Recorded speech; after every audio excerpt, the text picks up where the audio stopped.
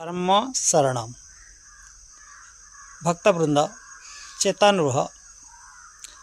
अंधविश्वास भ्रांत धारणा मनुष्य को किपरि तल को टाणी निए। गोटे गाँव दुई भाई रही बुढ़ी माटी बेमार हो शय्याशायी थाए। साना भाईटी कहला बड़ भाई कि भाई आम पाखे तो पैसा अभाव अच्छी आमर जो छोटिया जगह टी अच्छी गुंठे खंडे से जगह बिकिदे माँ को मेडिकल नहीं जावा। बड़ भाई उत्तर देले कहला तू मूर्ख ना कौन माँ तो बुढ़ी है मरब से जगह जब बिकी मेडिकल नेबू शुद्ध हबू क्या पैसा कौटू आणबू से बिल बिक्री हम ना।